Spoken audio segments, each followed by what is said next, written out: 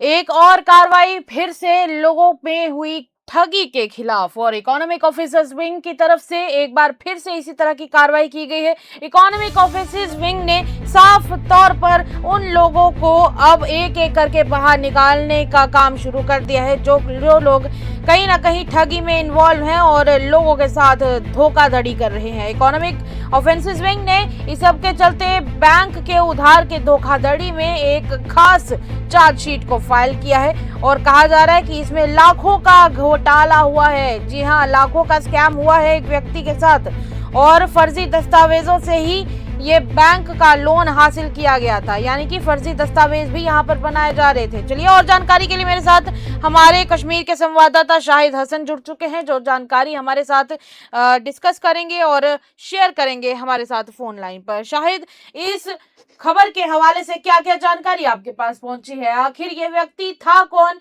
और इसके साथ और कौन कौन लोग थे जो मिलकर इतनी बड़ी धोखाधड़ी का नेटवर्क चला रहे थे? Shahid, economic offence wing crime branch Kashmir के जानिब से इस हफ्ते के अंदर ये 5वीं कार्रवाई है और याद रहे इस कार्रवाई में भी जो है चार्जशीट फाइल किया गया है। दरअसल आपको बता दें, हम देख रहे हैं कि लगातार वादी कश्मीर में ठगने के मामले सामने आ रहे हैं। इस बार जो है बैंक लोन का फ्रॉड केस जो है सामने आया है। आपको बता दें, फिलहाल अगर चार्जशीट की बात करेंगे, इसमें FIR number 5/2019 under section 420, 467, 468, 471 and 120 BRBC जो है वो बिफोर जुडिशियल कोर्ट के सामने रखा गया है। और जो लोग इसमें मुलविस है उनके मैं आपको नाम बता दूंगा, क्योंकि दरअसल ये फ्रॉड डॉक्यूमेंट्स जो है इन्होंने बैंक को दिए थे और उसके बाद वहां से लोन लिया था।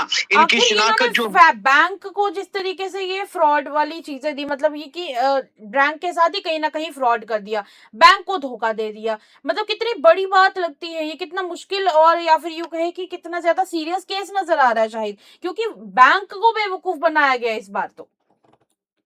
देखिए, हम देख रहे हैं कि वादी कश्मीर में इस तरह के हादिसात नहीं होते थे, मगर अब जब इस तरह के हादिसात सामने आते हैं तो लोग घबराते हैं। आप देखो, जहां पे एक आम कश्मीरी शख्स जो है वो जम्मू कश्मीर बैंक से लोन लेता है और जम्मू कश्मीर बैंक को जाली डॉक्यूमेंट्स पेश करता है, यानी बैंक को भी ठगने की कोशिश करता है जो लोगों की प्रॉपर्टी है। जहां से लोग ये तवक्का करते हैं कि कभी कभार जब हम सख्ती में होंगे तो इस बैंक से हमें कर्जा मिलेगा, कम इंटरेस्ट पे लोन मिलेगा, मगर आप देखो वादी के अंदर कैसे मामला सामने आ रहे हैं। कल भी हमने एक खबर इसी तरीके की और आज फिर से यही खबर आ रही है कि अब वादी कश्मीर के जो लोग हैं बैंक को भी ठगना चाहते, तो कहीं ना कहीं ये सीरियस इशू माना जाता है।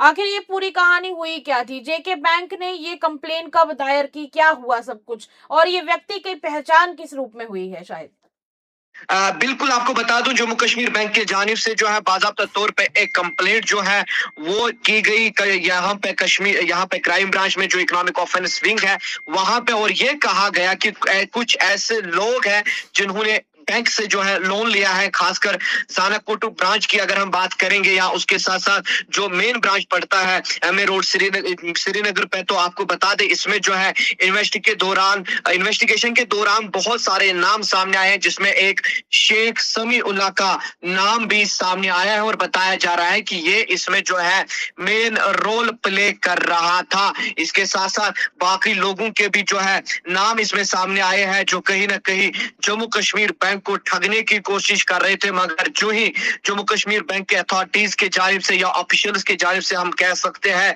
कि एक बाज़ाब्ता तौर पे कंप्लेंट दर्ज की गई और उसके बाद जो नाम सामने आया उसमें सबसे पहले शेख समीउल्लाह का नाम सामने आया जो नवाकदल श्रीनगर का रहने वाला है। उसके साथ साथ अब्दुल अहद भट्ट का नाम सामने आया है जो यहाँ फरवनी का रहने वाला है। गुलाम नबी का नाम सामने आया है जो हजरत बल श्रीनगर का रहने वाला है। मुश्ताक अहमद सोफी का नाम सामने आया है जो HMT जनाकोट श्रीनगर का रहने वाला है।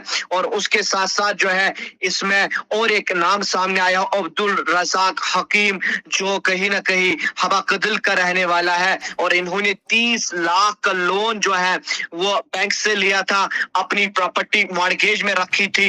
मगर यहाँ पे अब मामला यहीं पे नहीं रुका। आप देखो, मॉर्गेज में जो प्रॉपर्टी इन्होंने रखी थी उस पे इन्होंने जाली डॉक्यूमेंट जो है वो दर्ज किए थे, 30 लाख का लोन लिया था रेजिडेंस रोड जो मेन ब्रांच है वहां 2007 में। मगर यहाँ पे कहीं ना कहीं सवाल उन ऑफिशियल्स पे भी उठता है जिन्होंने इनको डॉक्यूमेंट्स दिए थे। आखिरकार जब उनके पास ये गए होंगे तो इन्होंने जरूर कहा होगा कि हम ये जो लोन ले रहे हैं, मॉर्गेज पे ले रहे हैं, जम्मू कश्मीर बैंक से ले रहे हैं, तो कहीं ना कहीं सवालात इन पे भी खड़ा होते हैं और सवालात उन लोगों पे भी खड़ा होते हैं जिन्होंने इनको डॉक्यूमेंट्स प्रोवाइड किए। फिलहाल अभी शाहिद क्या पूछताछ का सिलसिला शुरू हो चुका है, क्या अरेस्ट किए गए हैं या नहीं इस केस में?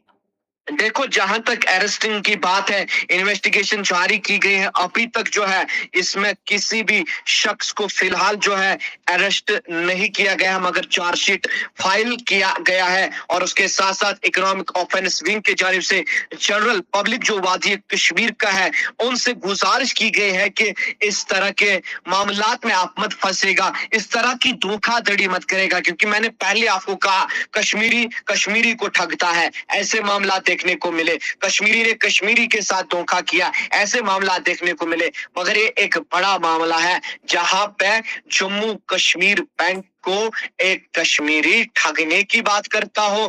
जब उसको कहा जाता है कि लोन वापस दीजिए, वो बैंक को मिसलीड करता है। और जब डॉक्यूमेंट्स देखे जाते हैं जो मॉर्गेज में रखे गए थे, वो भी जाली डॉक्यूमेंट्स पाए गए। सवालात एक उस शख्स पे जिसने डॉक्यूमेंट्स दिए, सवालात उस शख्स पे भी जिन्होंने ये लोन लिया था, खड़ा हो रहे हैं। बिल्कुल बिल्कुल शाहिद, चलिए और जानकारी हमारे साथ इसी तरह साझा करते रहिएगा। शुक्रिया।